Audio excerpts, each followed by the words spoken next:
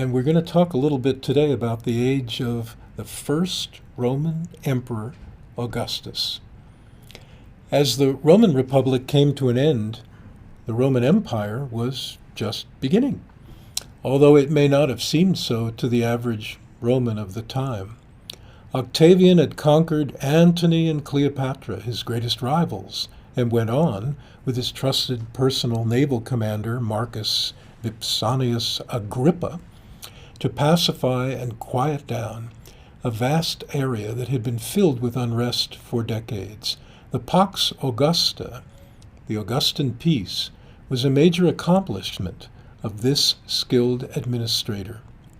And he did it all by projecting the illusion that he was saving the Republic. For you see, Octavian was a master of propaganda. Oh, you can see this by simply viewing a remarkable statue of him that was found at Prima Porta, just north of Rome, where Octavian's wife Livia had a villa, the Villa of the Hens. It contained the laurel grove where Roman emperors later on would get the plants for their official garland. Here was found the famous Prima Porta Augustus, which is really based on an even more famous Greek work of art, the Doryphorus, or spear-bearer of Polykleitos, that sculptor from Argos, who in the mid-5th century BCE set the standard for Greek athletic statuary. His original figure, his original sculpture, it's lost to us, although copies survived, because it was the sort of thing that athletically minded Romans would want in their homes or their baths or their gymnasium. The original figure began to show a knowledge of weight shift and to introduce this increased tension and relaxation of muscles and sinews in the vocabulary of Greek sculpture. It seemed to be striding forward and to rest on one leg while tensing the other. Its body was powerful, and it had a slight twist to it, liberating it from the block. The Prima Porta Augustus is modeled after this figure, with the same stride, the same weight shift and tensions, the same clear strands of hair, and smooth, wrinkle-free face of the athlete. But something is new here. The Roman sculptor has fused the Greek sculpture with a portrait of Augustus. The emaciated, gaunt Augustus is gone, as if he has been bicycle pumped into a more powerful version of himself. The big ears and the long aquiline nose are still there, and the special parting of the bangs and the narrowed chin. But it is Augustus all the same. It's just that it's Augustus Superman. Augustus also developed the theme of his time as the Golden Age, the Aetas Aureus, drawing on the idea that the Etruscans, the predecessors of the Romans, were simply running out their time as masters of Italy. They themselves had predicted their own demise and the taking over of Italy by new forces, and Rome now seized this prophecy, now seized this opportunity, and sought to fulfill what the Etruscans had predicted. The heavens, earth, water, and air all now blessed Rome. This was a message that was depicted throughout Augustus's reign. He was no longer just Octavian. The Senate had conferred upon him the title of Augustus, the sacred and revered one, the restorer of traditional values, the city's new religious leader, the restorer of temples. But this was just one of Augustus's themes. He also sought to beautify Rome and make it into a new Athens, and to dispel frequent criticisms of Rome by visitors, that it was disorganized and ugly. The Prima Porta Augustus contains imagery of the sky, Kailos, of Mother Earth, Tellus, of lucky twins, Gemelle, and of pacified provinces, now blissfully under Roman rule. It is a golden age Augustus seeks to impart here, an age of milk and honey, a new dawn, aurora. who comes to sprinkle dew to this new world order. Augustus is the new Apollo, and it is Apollo with Sister Artemis who also appear on the Prima Porta Augustus. One of the greatest military triumphs of Augustus's reign was the return of the military standards that had been lost way back in 54 BCE by Crassus when he was campaigning in the east against the Parthians. And he had gotten himself killed, too. Although no battle was fought, the Parthians agreed to return the standards during the reign of Augustus. And he celebrated this on the Prima Porta Augustus on the chest plate in the center, and he also celebrated it as if he were a triumphator, a triumphing general or leader. Augustus had also another agenda, perhaps his most important: self-promotion and self-perpetuation. While giving the illusion of modesty and pretending to rule in a diarchy or two-part rule between himself and the Roman government, the Senate, the Comitia. But he was really pulling the strings and packing the government with his own supporters. He was a great communicator, manipulator, propaganda master. And this is particularly evident in his forum, where we see again this combination of the Greek and the Roman. His forum took some 35 years to complete, and it was placed at right angles to the forum of his predecessor, Julius Caesar. His assassinated great uncle, by finishing Caesar's forum, he provided a link to himself and also to the divine, for the main temple of the forum of Caesar was dedicated to nurturing Venus, the patron goddess of the gens, or family line of the Julio-Claudians, the family line of Augustus. Augustus then made his own forum in close proximity to that of Caesar. Caesar's forum became a supplemental government center for the Curia, or Senate House, in the northwest corner of the old forum. Augustus made his own forum, a center for trials and special events, and it was also the place where you could get a major history lesson given to young people and designed for them to experience. There they could see, for example, statues in niches of the porticos of the forum which celebrated the great ancestors of the Julio-Claudian gens, as well as the great heroes of ancient Rome, real and maybe even imagined. In one niche, a major niche, was Aeneas, the founder figure of the Roman city-state, who first arrived allegedly in Italy and started his dynamic succession, leading all the way down through time to Caesar and Augustus. In the central niche across the courtyard area from it was an image of Romulus, the believed founder of the city of Rome. In the upper or attic stories of the porticos of the forum were images of the caryatids, who appeared to be supporting the architrave, but were there to give a feeling of the Acropolis of Athens. For there on the south porch of the most sacred monument of the Acropolis, or high city of Athens, were the original caryatids, or women of Caryae, the female supports for the structure known as the Erechtheum, the most sacred monument on the Acropolis of Athens. Augustus was quoting then this famous example of Greek architecture from Athens, showing that he was bringing Greece, bringing Athens to Rome. Between the caryatids, he displayed what looked like Greek military shields, and on these shields were images of Zeus Ammon, who was a popular god with the Roman troops. The temple itself honored Mars and Venus, the patron god of the Roman war machine, and the particular goddess and alleged ancestor of the Julio-Claudian gens. Lest you missed the main point of all this careful planning, one would find at the end of the left side portico a colossal statue of Augustus himself, perhaps some 30 feet high. We have surviving a little bit of the toe of it. Well, for the wealthy in Rome, this was a time of great prosperity. Romans of merit might have villas in the countryside, such as Horace had, the famous Roman poet of the Augustan period.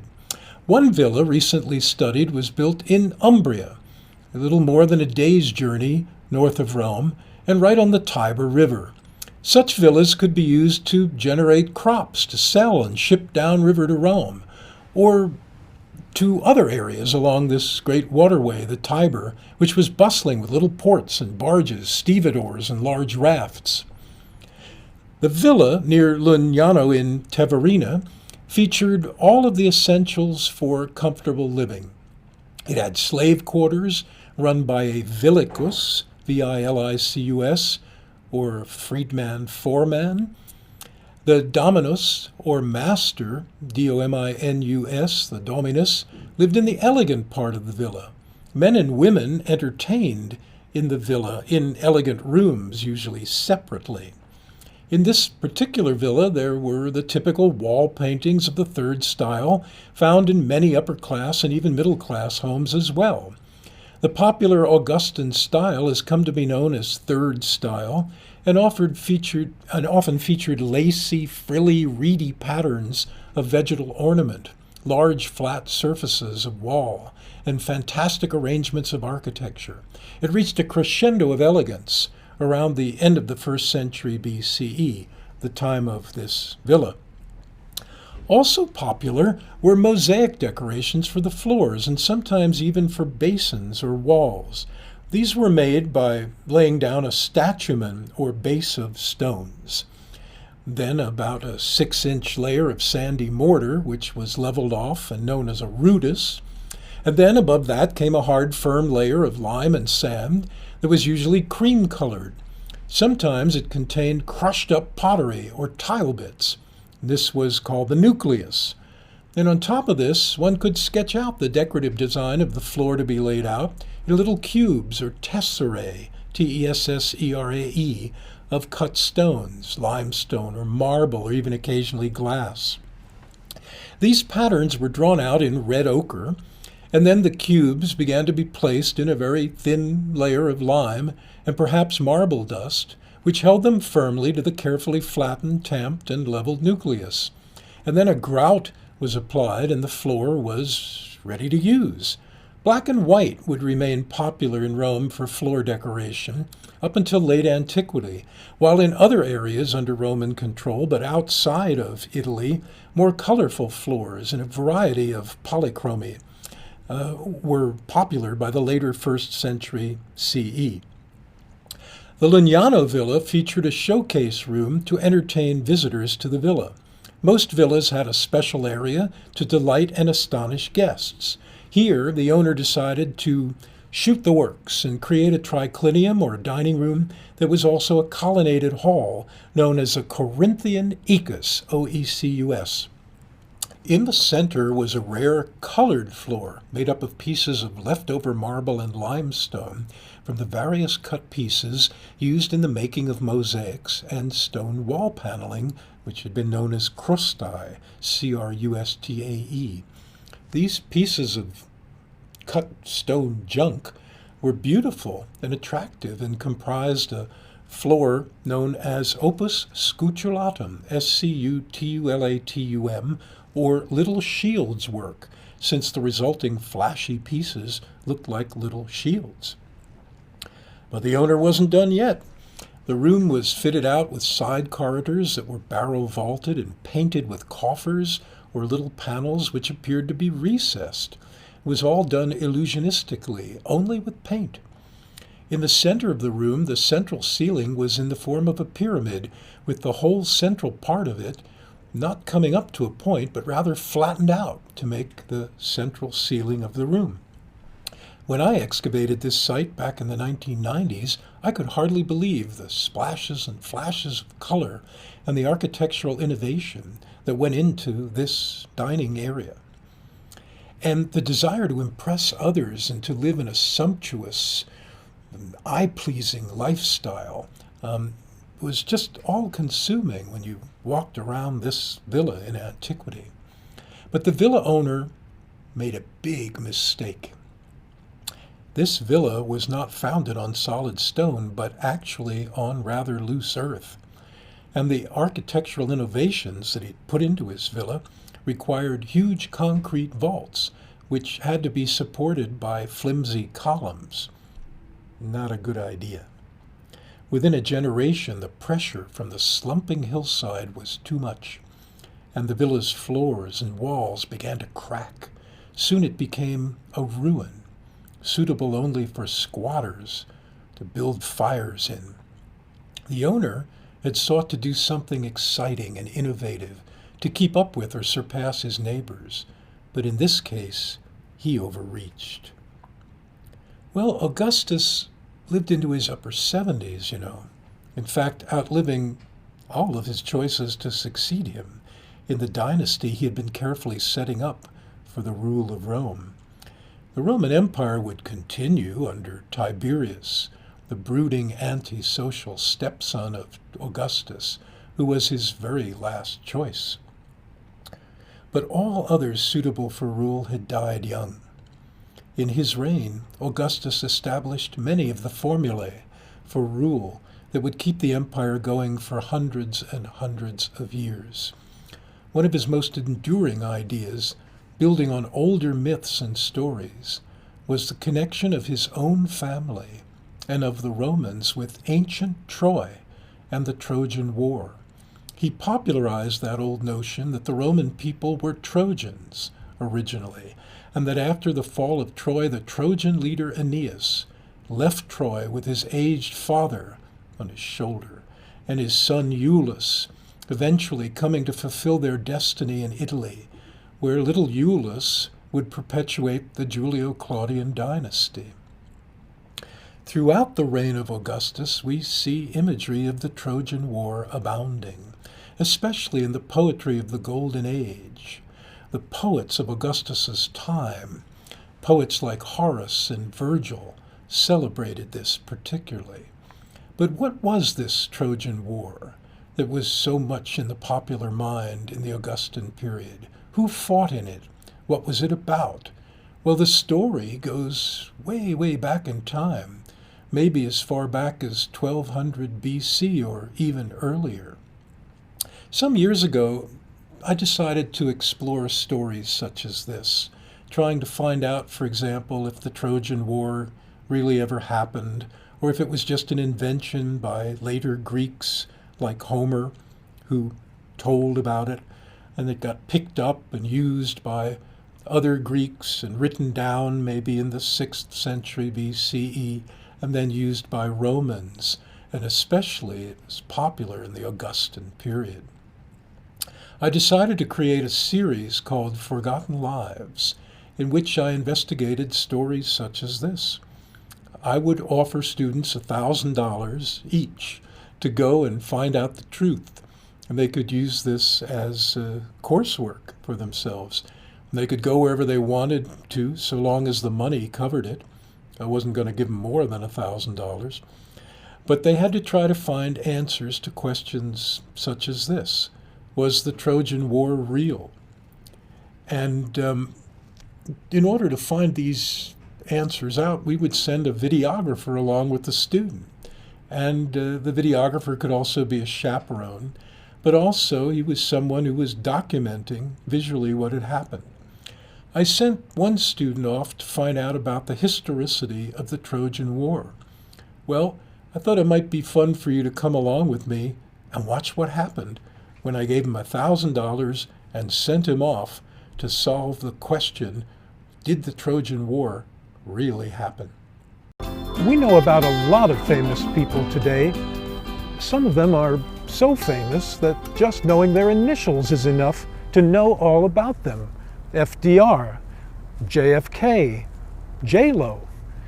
But there are a lot of people who were once famous and very important for what they contributed to the history of civilization. And I'd like for my students to know all about them, too. Our second story deals with the discovery of the ancient city of Troy, and we've asked graduate student Rob Bullard to investigate. There have been many movies, old and new, celebrating the saga of Troy. and its rivalries with the Greeks of Mycenae. Some of these movies were pretty good.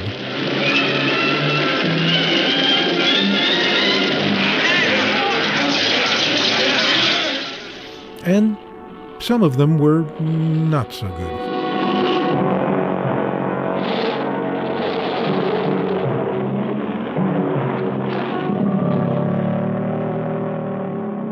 These old movies were fun, but they don't tell the real story of Troy, and that's why we need Rob Bullard.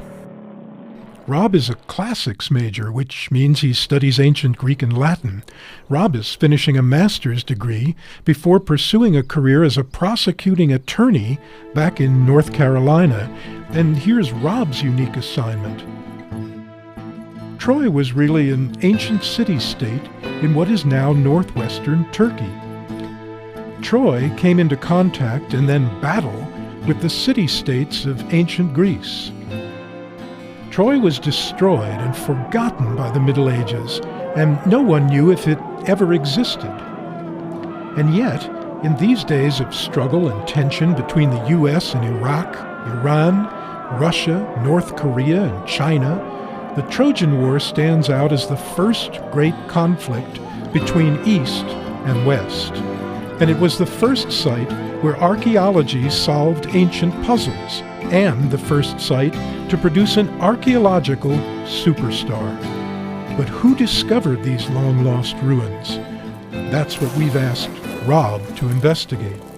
I found out it is not an easy question to answer. The poet Homer told the story of two great empires. One was Troy, and the other was the land of the Mycenaeans in Greece. Mycenae had a warrior aristocracy and an alliance of independent city-states.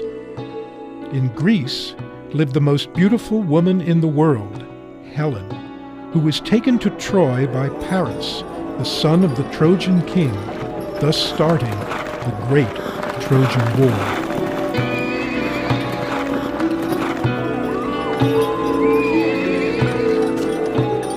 The war, if it really happened, occurred around 1200 BC. Homer's tale was perhaps composed in the 8th century BC, and the story was finally written down even later to become the great epic poems of Homer, known as the Iliad and the Odyssey. Troy flourished perhaps around 1300 BC, controlling the Dardanelles at the fringe of the Hittite Empire. It had a royal palace and massive city walls, and was a center for international trade. The Mycenaean Greeks, under their king Agamemnon, sailed to Troy and besieged the city with their great warrior Achilles. Eventually, the Greeks pretended to leave and offered a parting gift, a huge Trojan horse. Hiding inside, the Mycenaean soldiers crept out, opened the gates, and let in their troops, who burned and sacked the city. But was the Trojan War just poet Homer's invention? Or was it actual history? Or a bit of both? Scholars searched for Troy for years, and the man who became famous for finding it was Heinrich Schliemann in 1868. He claimed he'd been obsessed since boyhood with discovering the lost city of Troy and proving that it existed, that he had a shady past and a history of lying, swindling, and stealing. How could our own Rob Bullard find out if Schliemann really had discovered historical Troy? I used my $1,000 from Forgotten Lives to go to Chicago. My reason for visiting was not to go sightseeing, which of course I spent some university money doing.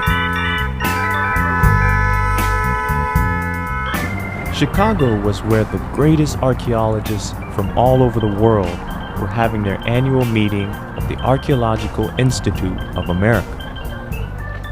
There, I would try to talk with experts of Troy, including Brian Rose, AIA president and the latest excavator of Troy. When I arrived at the convention, I began asking people about Troy. I can tell you a little bit about the ancient city of Troy. Sure, fire away. That it was the home of the Trojans who fought the Greeks for Helen, and that it's located in modern-day Turkey. I'm a publisher. Don't ask me about Troy. You want a classicist.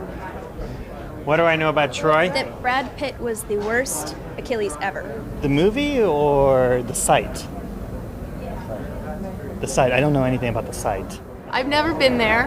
Love to go someday. Wait, isn't there a team, football team called the Trojans? I think there are a million of them out there. Yeah, okay. And a few soccer teams and a few other baseball team. Heinrich Schliemann went out with his copy of Homer and basically dug a huge trench and managed to find the city, but destroyed a lot in the process. In 1822, a Scottish newspaper writer and topographer named Charles Maclaren wrote a book, The Plain of Troy Described, claiming Troy existed and was located under a mound known as Hisarlik. But Maclaren was an armchair archaeologist and never really excavated. In 1847, young Frank Calvert, a British teenager whose family owned land in the Hisarlik area, dug in the mound and became convinced that the mound of Hisarlik was really ancient Troy. But the family had little money to dig on a large scale. Enter onto the scene wealthy German embezzler, self-made business tycoon in the Russian indigo trade, and wheeler-dealer Heinrich Schliemann.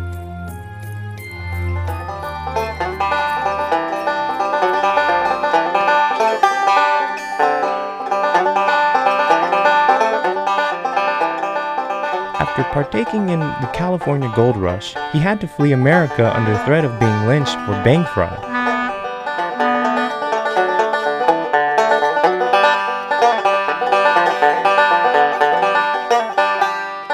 Arriving in Turkey, he met Calvert, forming a partnership in which Schliemann agreed to pay for and dig up the area that Calvert owned and thought was the site of Troy.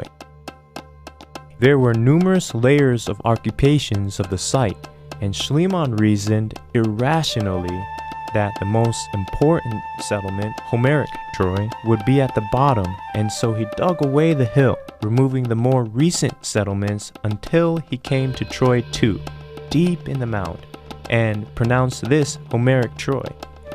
And there he claimed he found great treasure, which his wife Sophia modeled. Unfortunately, as Schliemann was to learn only years later, he had dug down too far, and in his haste, dug through the levels of the famous Troy and destroyed them forever. But was Schliemann's discovery the result of an obsession he claimed to have since he was a boy? Or did he steal Calvert and Maclaren's ideas and claim all the credit for himself? In Chicago, I was roaming about among the crowds of experts and interested visitors at the AIA when all of a sudden, I stumbled right onto the actual current excavator of Troy, Brian Rose, the object of my visit. There is no the Brian Rose. This guy is like kid from Ohio. It's like the American Idol of the whole field of archaeology. How is that? No one told me this. Dr. Rose very graciously agreed to sit down with me and tell me about the Troy excavations. By 1300 BCE, Troy 6 had reached a high level of civilization, but it was struck by a massive earthquake, giving rise to the famous Troy 7a, the rebuilt city which may have been the community that inspired Homer's poetry.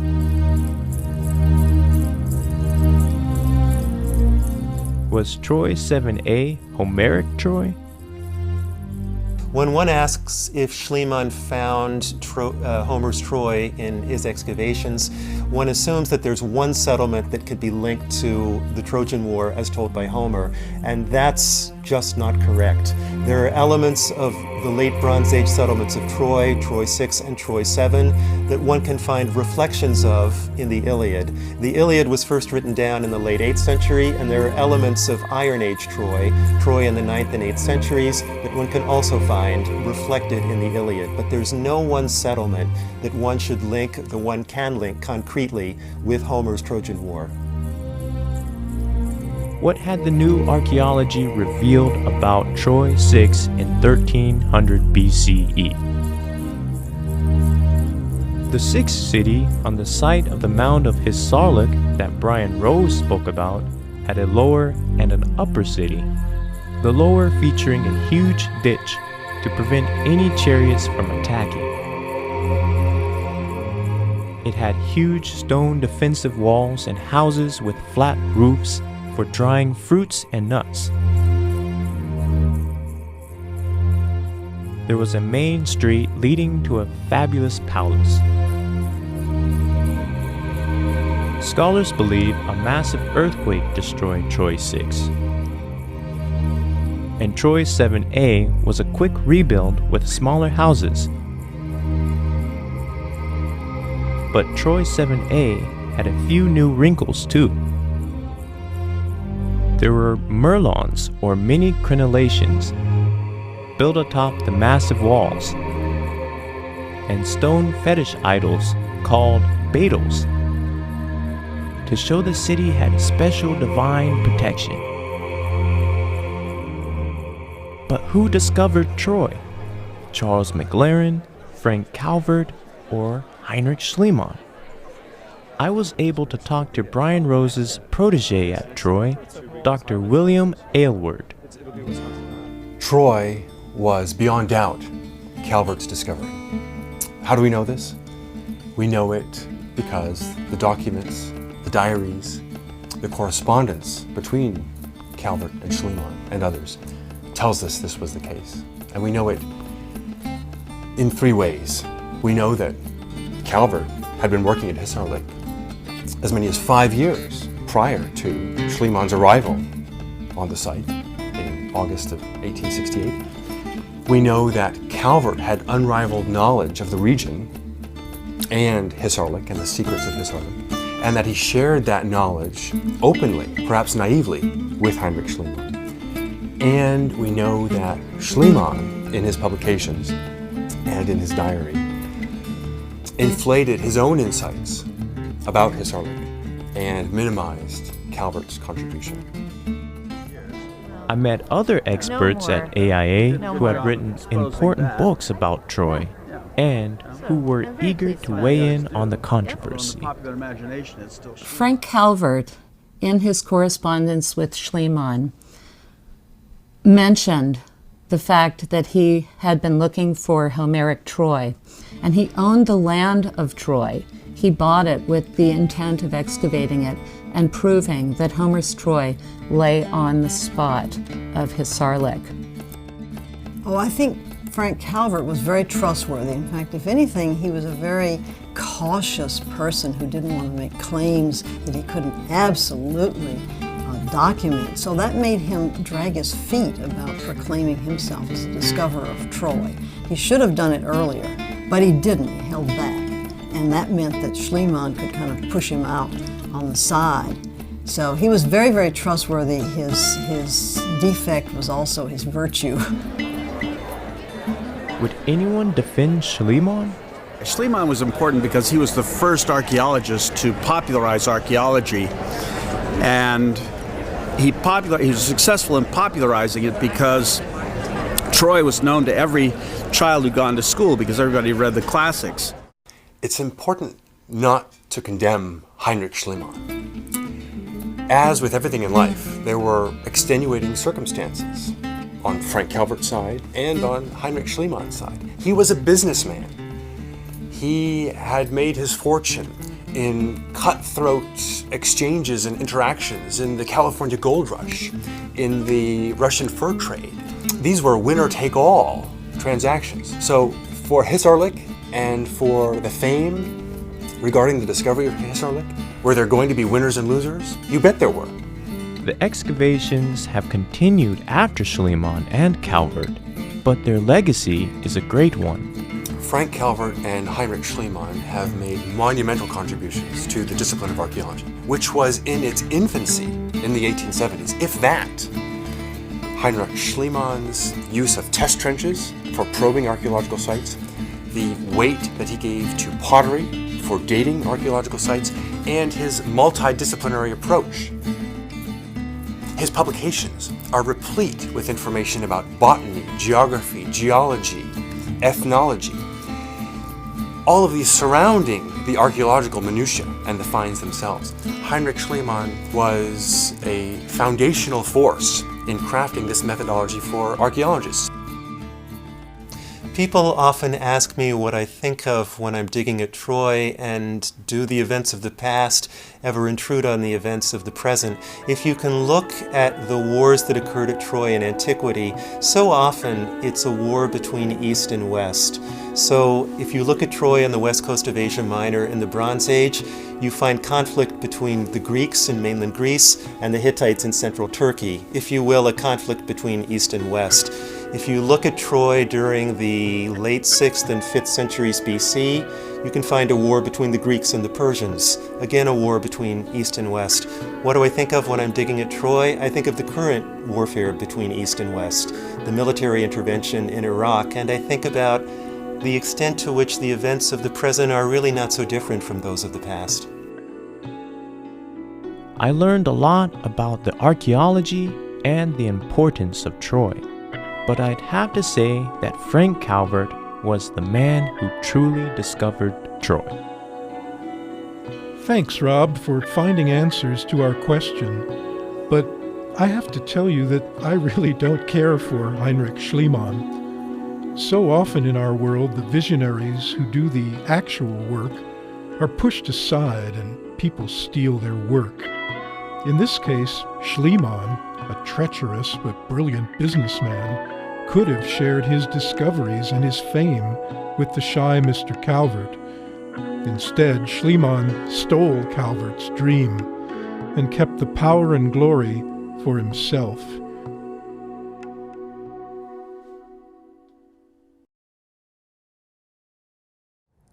Technology is such an important thing now for the study of Roman archaeology.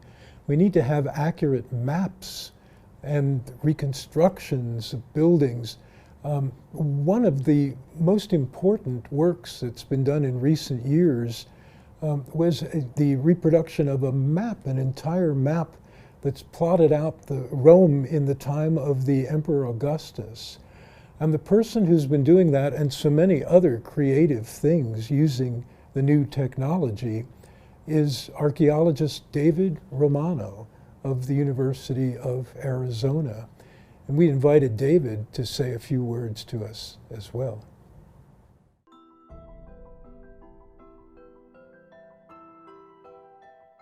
So my name is David Romano. I am the Karabatz Professor of Greek Archaeology at the University of Arizona School of Anthropology. One of my main interests over the past 25 years has been the study of ancient cities and sanctuaries, specifically looking at them by means of making new kinds of maps of the cities and sanctuaries and using some of the new high-tech methodologies, for instance, GIS, remote sensing of various kinds, together with digital cartography in order to study very specific aspects of a number of well-known cities and sanctuaries. One of the reasons why these new technologies are important to be familiar with and to utilize is because they create a whole series of new kinds of information about the subject matter.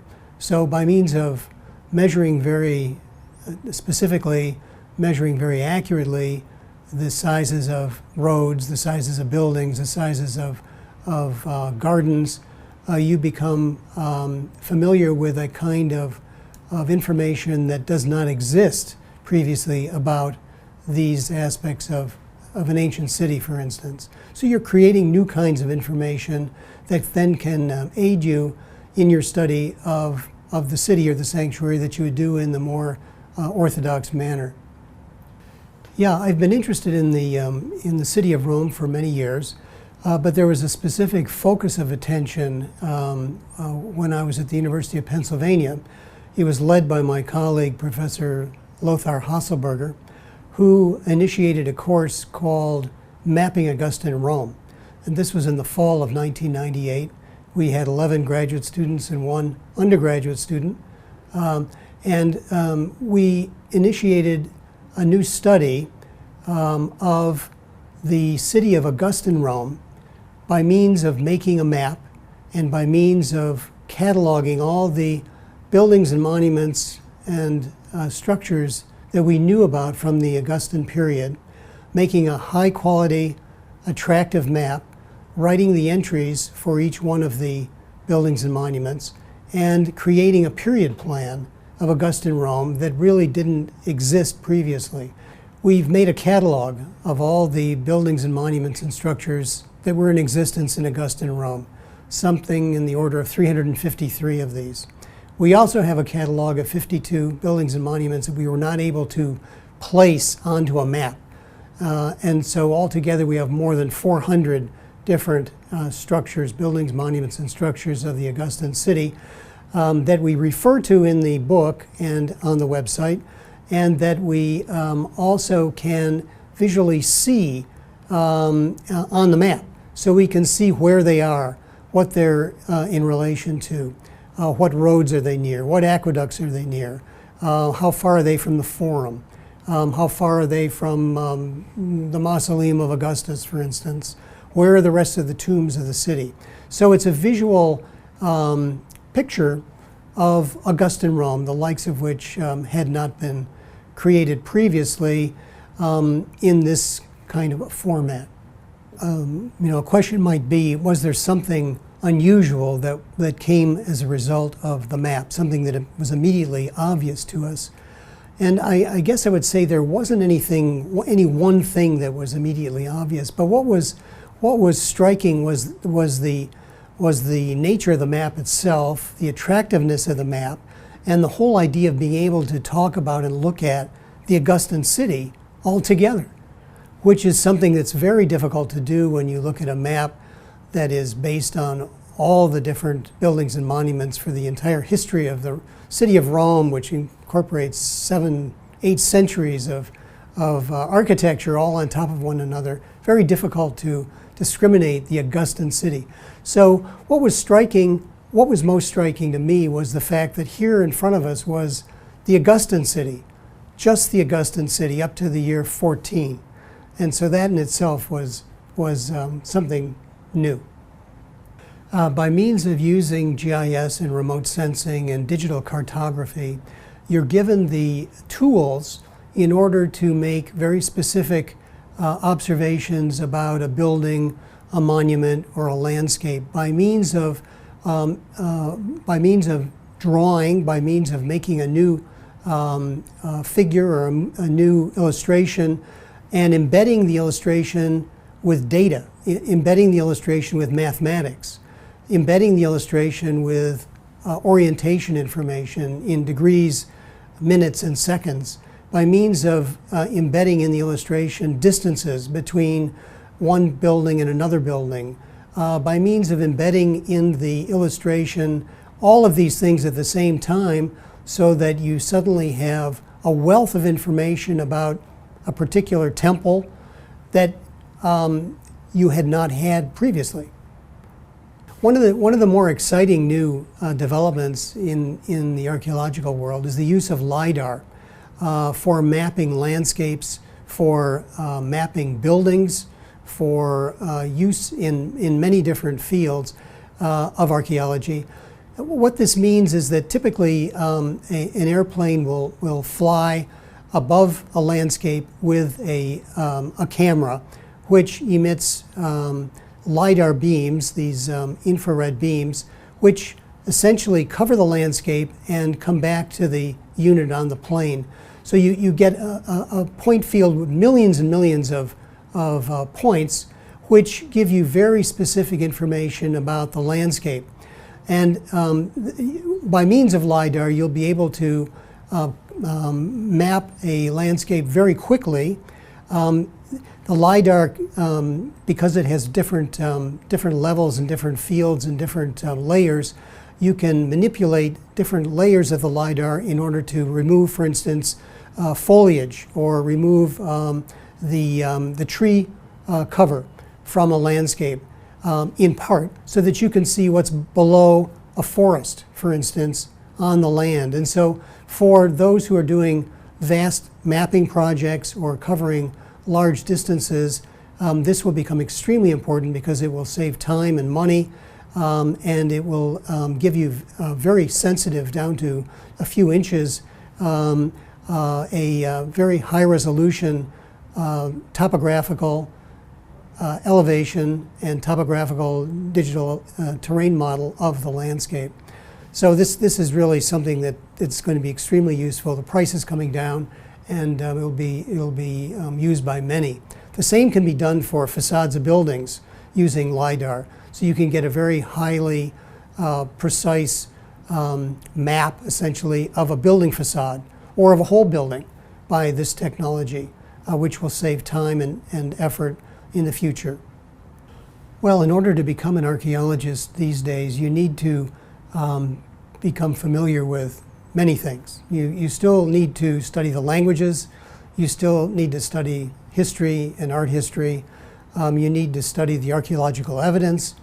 But there's a growing sense today that to be an archaeologist going forward in the 21st century, you need to be embracing scientific methods every possible way you can, because the new revelations, the new exciting developments in archaeology are going to be coming more and more from the result of scientific inquiry of various kinds. And by that I mean by means of utilizing new scientific techniques that can inform the archaeologist of things that they would never have been able to know about previously. So for instance, using dendrochronology, or using carbon-14 results, or using airborne or land-based remote sensing, or using GIS studies. These various scientific methodologies give you more information, more data, and scientific data that is not disputed. It cannot be disputed. So it's no longer a matter of one person's opinion or another person's opinion or a rebuttal and so on, but in fact you've got scientific information in front of you, which makes the study of archaeology much more exciting and revealing.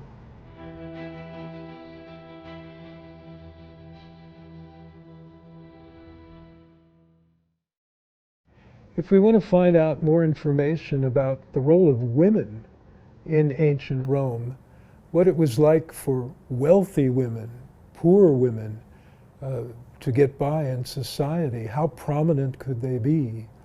I can't think of anyone better to turn to than Dr. Marylin Skinner, Professor Emerita of the Department of Classics of the University of Arizona. Any time you spend with her is well worth the visit, and you'll learn a lot. My name is Marylin Skinner. I'm Professor of Classics Emerita at the University of Arizona. Assuming power after a century of civil war, Augustus in 27 BCE, the first emperor of Rome, undertook a mission to restore public trust, reform the morals of upper-class society, and bring back the piety of an earlier, happier time. Promotion of domesticity was central to this project. Through legislation put forth in 18 BCE and again in 9 CE, he encouraged the practice of child rearing. He also negatively imposed sanctions on those of the upper classes who were celibate and those who committed adultery. Now, on the positive side, ideological messages were communicated through literature and through the visual arts. One of the familiar iconographic and literary themes of art of this period is the idea of a golden age, a coming golden age of peace and prosperity. Images of prosperity may be balanced by the warning that it will take constant struggle. In fact, Virgil in the Georgics warns that relentless labor has overcome all. But nevertheless, the idea of a promised golden age permeates contemporary Roman art. One of the most representative monuments of the time is the Areopagus, built between 13 and 9 BCE, commissioned by the Senate in order to celebrate Augustus' return home after triumphant victories abroad. The Areopagus is the most representative monument of the period. With its decorative motifs of garlands and bucrania, symbols of sacrifice, and its luxuriant vegetative imagery of vines, tendrils, branches, and flowers. The altar complex is itself a testimonial to the productivity of the land and its people under the imperial order. Emblematic of this promise of future blessings is the richly allegorical panel of Peace or Mother Earth. The identity of the figure is disputed, on the southeast side of the precinct wall. A mature deity sits on a rocky throne embracing two chubby infants who reach up towards her breasts. Fruits lie in her lap, grain, poppies, and reeds grow beside her. At her feet are an ox and a sheep, and personifications of favoring breezes, their garments billowing in the wind, surround her. Whoever this mother goddess is, it is noteworthy that she is depicted with the sensual qualities of Venus, the Roman goddess of love. Her garment slips from one shoulder in the same way that the garment of Aphrodite on the Parthenon slips from hers. This is a classic representation, then, a signal that she is to be viewed in part with the attributes of Venus. And her breasts, which are prominent, are outlined by her very transparent dress. One nipple is just vaguely visible, and the same drapery is drawn very tightly across her abdomen. This is adult female sexuality. It is openly being celebrated, but it is celebrated because it is being put to good use in procreation and fertility. Augustus had no sons and only one daughter, Julia. His female kin were consequently called upon to provide him with male heirs. Being crucial to the legitimate transmission of his legacy, Augustus's wife, sister, and daughter assumed great significance in the political sphere. Livia, his wife, became the key figure linking Augustus' Julian family and the eminent Claudian clan when in 4 CE the ruler adopted his stepson Tiberius, her son by a previous marriage to Tiberius Claudius Nero, as his own son and ultimate successor. Livia had already been the recipient of earlier public honors and had played a key part in sponsoring religious cults for married women, thus assuming the informal role of mother of the Roman state. Because of her dynastic position as sole link between her husband and her son, she now had to be included in all monuments to the imperial family. When Tiberius became emperor in 14 CE, representations of Livia multiplied, showing her in sacerdotal dress as the priestess of the newly deified Augustus, and investing her with the tokens of human divinities, particularly Ceres, the Roman goddess of agriculture. That association continued the theme of prosperity and abundance, first sounded under Augustus' reign, and also accentuated her maternal honors, assuring the propriety of Tiberius' accession. Public recognition of her dynastic consequence set the pattern, then, for the subsequent use of female members of the imperial household in statuary and reliefs, and especially on coins, as markers of the vitality of the ruling house and the domestic program of the emperor. Conservative qualms about showing women, who were traditionally identified with the private sphere, in state-sponsored art were alleviated not only by stressing their domestic roles, but also by assimilating them to personifications such as Concordia or Harmony, and divinities who oversee the performance of female duties. Thus, the imperial woman is a presence in official Roman art, not as an individual historical subject, but as a sign of familial and reproductive concerns. How did Augustus feel about women? If they conformed to his expectations of what a Roman matron should be, then he probably approved of them wholeheartedly. Unfortunately, his daughter Julia rebelled against all of this domesticity and allegedly became notorious for her adulteries. This ultimately led to Augustus exiling her to an island. Augustus frequently said that he had two wayward daughters, Rome and Julia.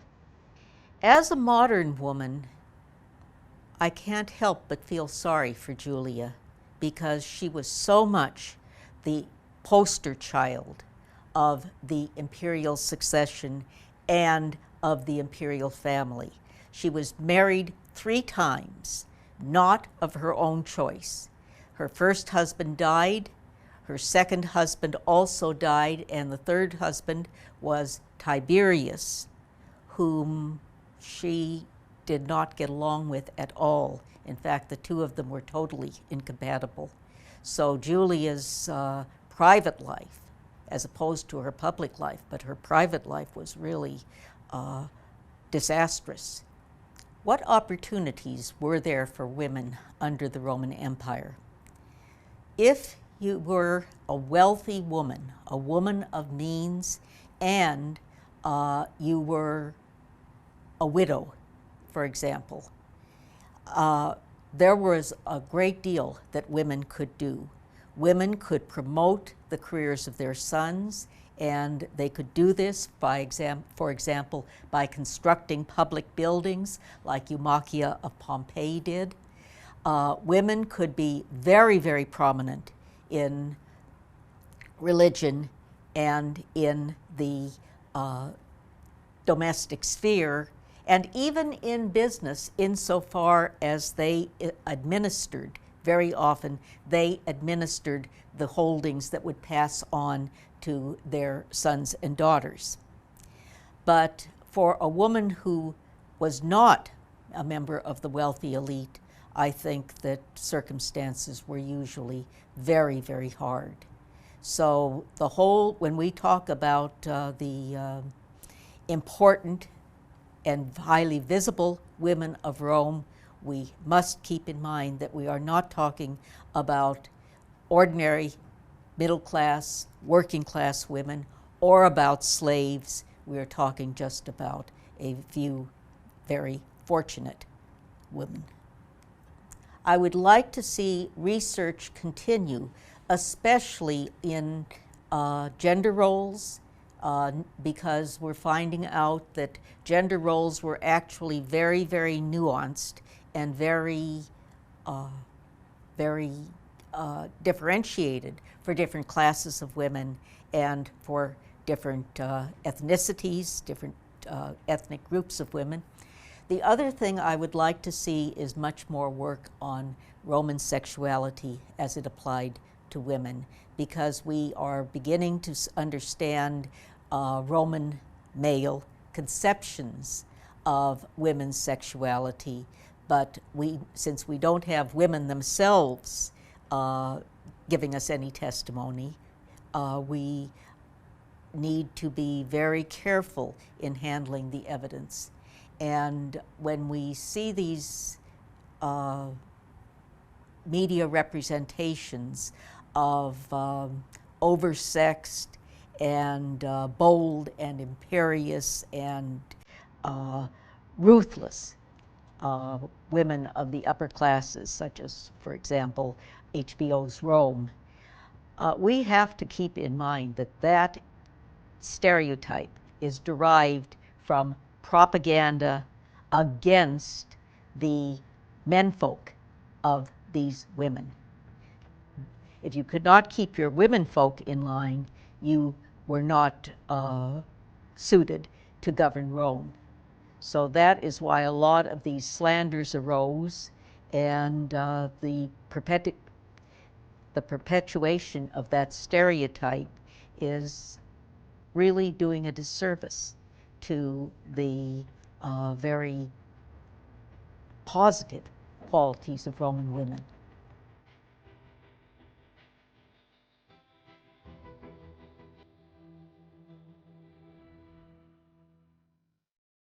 When Augustus finally died, the Roman Empire continued under the Julio-Claudians for, well, another half-century or so, but it would not again reach the heights and fame that it achieved under the amazing Emperor Augustus, the creator of the Roman Empire.